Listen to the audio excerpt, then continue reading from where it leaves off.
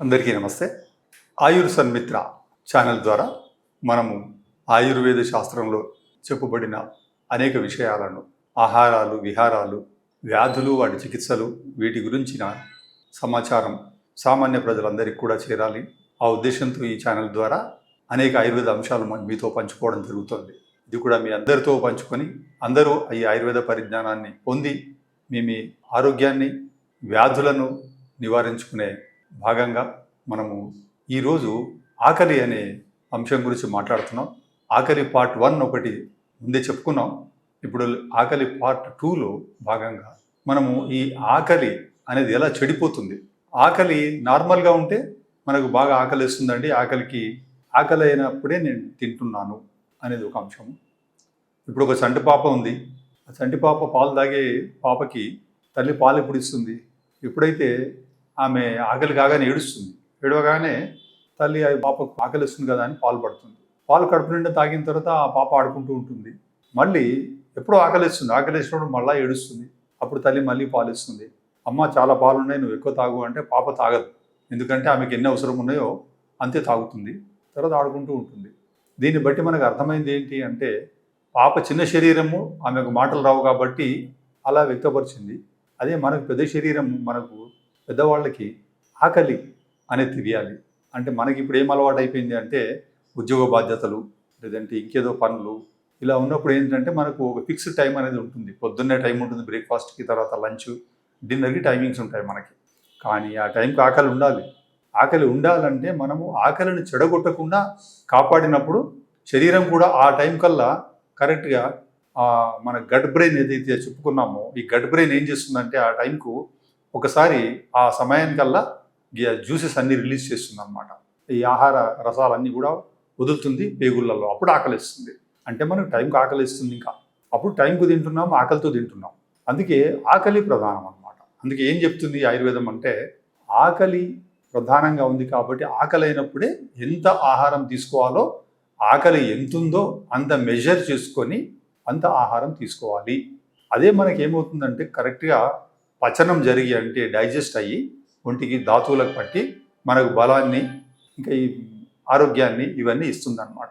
అట్లా మనము ఆకలి పట్ల శ్రద్ధ వహించాలి. అదే రకంగా ఆహారాల పట్ల శ్రద్ధ వహించాలి. ఆహారాలలో 3 రకాలు చెప్తారు. అదేంటి? అధ్యశనం, అంటే ఆకలిని చెడగొట్టే విధానాలు ఏంటంటే, అధ్యశనం అంటే తిన్న వెంటనే మళ్ళీ తినడం. ఇప్పుడు బాగుంది, ఆహారం తీసుకున్నాను, మళ్ళీ ఇంకా ఏదో మంచి ఆహారం వచ్చింది, మళ్ళీ తిన్నాను, ఇంకప్పుడు మొదటి ఆహారం అరిగే ప్రాసెస్లో ఉంది, మళ్ళీ మనం ఇంకొక ఆహారాన్ని తినేసాం, అప్పుడు దాన్ని అరిగించాలి మళ్ళీ. దీంట్లో ఏమవుతుందనంటే అరగని ఆహార అన్నరసం తయారవుతుంది. అపక్వ ఆహార అన్నరసం అని అంటాం దాన్ని. ఈ రసం ఏమవుతుందనంటే అరగలేదు కాబట్టి ఇంకా శరీరంలోకి వెళ్ళిపోయి టాక్సిన్స్ రూపంలో మారిపోయి ఇంకా ఆమం అనే పరిస్థితి తయారయ్యి జాయింట్లన్నీ డ్యామేజ్ చేస్తుంది. ఇంకా తర్వాత రకరకాల రోగాలు అన్నమాట. ఇంకా ఈ చెడిపోయిన ఆకలి, చెడిపోయిన జీర్ణ వ్యవస్థ వల్ల ఎన్నో రోగాలకి ఇది కారణమవుతుంది. అలా మనము విషమాశనం, అంటే ఒకసారి తినడం, ఒకసారి తినకపోవడం, ఆకలి అయినప్పుడు తినడం, తినకపోవడము, ఆకలి లేనప్పుడు తినడం, రకరకాల సమయాలలో తింటూ ఉండడం, ఇది విషమాశనం అంటాం. తర్వాత అత్యశనం అంటే ఎక్కువగా తినడం. ఇప్పుడు మనకి ఎంత ఆకలి ఉందో అంతే తింటున్నాం. అలా కాకుండా రుచిగా ఉందనో, లేదంటే ఎంత తినాలో నాకు తెలియడం లేదు ఎంత తినాలో అనే పరిస్థితిలో ఎక్కువ తినేస్తూ ఉంటాం. అధిక ఆహారం ఆమ ప్రదోషకరణం అంటాడు. అంటే అధిక ఆహారం తిన్నప్పుడు ఆమం తయారవుతుంది, ఆ ఆమం రోగాల కారణమవుతుంది. లౌల్యం క్లేశకరణం అంటాడు.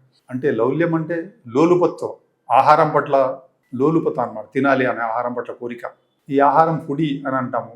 ఈ బాగా మనము మన ఆకలిని పట్టించుకోకుండా ఫుడ్ మీదే ఉంటే అప్పుడు ఫుడ్ మనల్ని తినేస్తుంది అన్నమాట. అంటే ఆహారాన్ని మనం తింటున్నామా, ఆహారం మనల్ని తింటుందా అనే ప్రశ్న వచ్చినప్పుడు మనం ఆహారానికి మనం లోబడిపోయి ఆహారాన్ని ఎక్కువ తినేస్తున్నాం. ఇది అత్యశనం అంటారు అన్నమాట. ఇవన్నీ కూడా చెడగొట్టేవే. ఇంకా చెడగొట్టే కారణాలు ఏమున్నాయి అంటే, అత్యంబుపాన అంటాడు. అంటే ఎక్కువ నీళ్లు తాగేయడం. మనకు దాహం లేకున్నా కానీ నీళ్లు తాగేయడం. నేను రోజుకు 6 లీటర్లు 5 లీటర్లు ఇలా ఒక క్వాంటిటీ పెట్టుకొని అది తాగడం. తర్వాత విరుద్ధ ఆహారాలు, అంటే ఆహారము ఒకదానికొకటి సూట్ కాని ఆహారాలు అన్నమాట. ఇప్పుడు పాలు ఉప్పు కలిపి తీసుకోవడం, పాలు అరటి పండ్లు కలిపి తీసుకోవడం, పెసరపప్పు పాలు అన్నము కలిపి తీసుకోవడం, ఇలాంటివి కొన్ని విరుద్ధ ఆహారాలు ఉన్నాయన్నమాట. విరుద్ధాహారం తీసుకోవడం, సమయానికి నిద్రపోకపోవడం, లేదంటే మనకు వేగాలు ఉంటాయి. వేగాలంటే మోషన్ వస్తుంది, పోకపోవడం, ఆపేసుకోవడం, మూత్రాన్ని ఆపుకోవడం, తుమ్ములు, కంటి నీరు వస్తున్నాయి, ఆవలింత వస్తుంది, ఆపేసుకోవడం, వీటిని వేగాలు అంటారు. ఏడుపు వస్తుంది, ఆపేసుకోవడం, కంటి నీరుని ఆపడం, ఇలాంటివి అన్నీ కూడా ఏమవుతుందంటే శరీరం లోపల ఈ జీర్ణ వ్యవస్థపై ఎఫెక్ట్ చూపించి అక్కడ అజీర్ణం తయారవుతుంది. మళ్ళీ అజీర్ణం అనే ఒక వ్యాధిని ఆయుర్వేదంలో చెప్పడం జరిగింది. అగ్నిమాంద్యము, అజీర్ణము అని చెప్తామన్నమాట. అంటే జీర్ణము కాలేదు. ఎందుకు జీర్ణం కాలేదు అంటే ఆకలిని మనం పట్టించుకోకుండా ఈ తప్పులన్నీ చేయడం. అలాంటప్పుడు ఏమవుతుంది అని ఇవన్నీ తప్పులు చేస్తున్నప్పుడు ఏమవుతుంది అంటే చాలా లైట్ అయిన ఆహారం, మనకు సూట్ అయిన ఆహారం కూడా అరగదు. ఆ పరిస్థితి మనం తెచ్చుకుంటున్నాం అన్నమాట. అందుకే ఈ పరిస్థితులను గుర్తించి మనల్ని మనం నియంత్రించుకొని ఆకలిని గుర్తించి ఆకలికి అనుగుణంగా మన ఆహారాన్ని డిజైన్ చేసుకోవడమే సరి అయిన ఆహార విధానం. అందుకే రోగాల కారణాలు ఏంటి అని అంటే ఆయుర్వేదంలో మిథ్యాహార విహారాలు అని చెప్పడం జరుగుతుంది. మిథ్యాహారం అంటే తినకూడని తినడం, తినకూడని టైంలో తినడము, ఆకలి లేకుండా తినడం, ఇందాక చెప్పుకున్న కారణాలని చేయడం, ఇది మిథ్యాహారం. మిథ్యా విహారం అంటే రాత్రి పడుకోవాలి, మేల్కొండడం, ఇలాంటి పనులు అనమాట. పగలు నిద్రపోకూడదు, పగలు నిద్రపోవడం, దీనివల్ల కఫం తయారవుతుంది, పగలు నిద్రపోవడం వల్ల ఆకలి తగ్గుతుంది, ఇవన్నీ కారణాలు అన్నమాట. దీంతో లేజినెస్, బాగా పొద్దంతా పడుకొని నిద్రలో ఉండడం, లేజినెస్, ఇలాంటివన్నీ కారణాలు అవుతాయి అన్నమాట. సోమరితనం, ఇవన్నీ కూడా కారణాలు అవుతాయి. అందుకే శరీరాన్ని తేలికగా ఉంచుకునే విధానాలు ఆహారాల్లో కానీ విహారంలో కానీ ఉంచుకొని ఈ అజీర్ణము రాకుండా చూసుకునే ప్రయత్నం చేయడమే. ఇంకా అజీర్ణానికి ఇంకా కారణాలు ఉన్నాయి. ఎందుకు అరగదు ఆహారం అంటే కోపం, పగ, ద్వేషము, ఈర్ష, లోభము, ఇలాంటివన్నీ కూడా నెగిటివ్ ఎమోషన్స్ అన్నమాట. ఈ నెగిటివ్ ఎమోషన్స్ వల్ల కూడా ఆకలి చల్లారిపోతుంది. దుఃఖము, శోకము, వీటిలో కూడా ఆకలి చల్లారిపోతుంది. ఆకలి చల్లారిపోయినప్పుడు తిన్నప్పుడు ఇంకా మనకు అన్ని అజీర్ణ రోగాలు మొదలవుతాయి అన్నమాట. వీటి పట్ల మనము ఈ జాగ్రత్తలు తీసుకోవాలి. అంటే ఆకలిని కాపాడుకోవడం అనే విషయమే మనము ఈ 2 వీడియోల్లో చెప్పడానికి మనం ఇప్పుడు చేస్తున్న ప్రయత్నం. అయితే ఇప్పుడు దీనికి ఏం చేయాలి? ఆకలిని పెంచడానికి ఏం చెప్పుకున్నాం?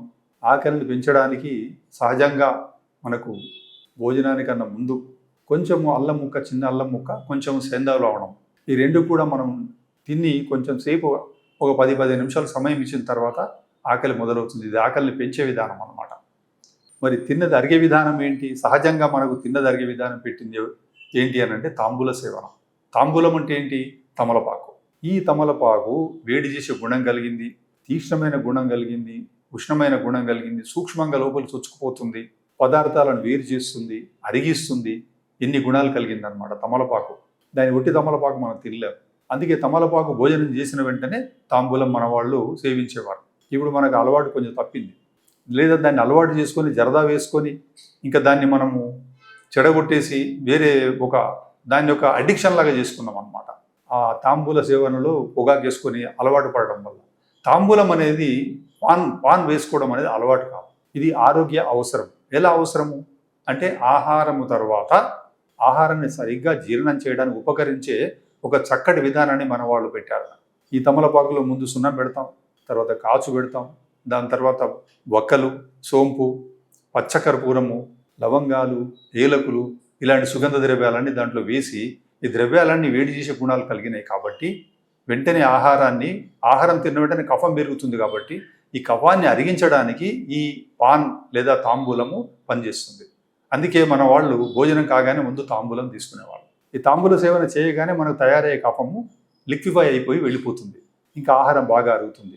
కాబట్టి తాంబూల సేవన అనేది చేయడం తప్పనిసరి ఆహారం తర్వాత చెయ్యాలి. దాంట్లో వేసుకునే పదార్థాల పట్ల కూడా మనకు అవగాహన ఉండాలి. ఇప్పుడు వక్కలు ఉన్నాయి, వక్కలనే వగరు గుణం కలిగింది. తర్వాత ఈ సున్నం ఉంది, ఈ సున్నము ఎముకలను బలపరిచేది. కాచు ఉంది, చర్మరోగాలను పోగొట్టేది. పచ్చకర్పూరము తిన్న ఆహారాన్ని బాగా సూక్ష్మంగా స్రోతస్సుల్లోకి, ధాతువుల్లోకి తీసుకెళ్ళిపోయేదన్నమాట. ఏలకులు, సోంపు, ఇవన్నీ కూడా వాటి పనులు చేస్తాయి. సోంపు ఎక్కువ వేడిగా ఉన్న పరిస్థితిని వేడిని తగ్గించే కూలింగ్ చేసే ప్రయత్నం సోంపు చేస్తుంది. ఏలకులు మనకు ఒకవేళ వాంతి వచ్చినట్టుంటే వాంతిని ఆపడానికి ఒక మంచి ఔషధం ఏలకులు.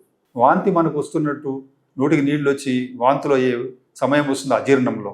అలాంటప్పుడు ఏలకులు బుగ్గన పెట్టుకున్నప్పుడు మనకు ఆ ఊకరింత రావడము, వాంతి రావడము, నోట్లోకి నీళ్ళు రావడం తక్కువైపోయి ఆహారం బాగా జీర్ణం అయిపోతుంది. ఇలా ఏలకులు తాంబూలంలో మనం ముందే సేవించడం వల్ల మనకి ఇలాంటి పరిస్థితులు, అజీర్ణ పరిస్థితులు వచ్చేదిన్నా రాకుండా కాపాడుతుంది.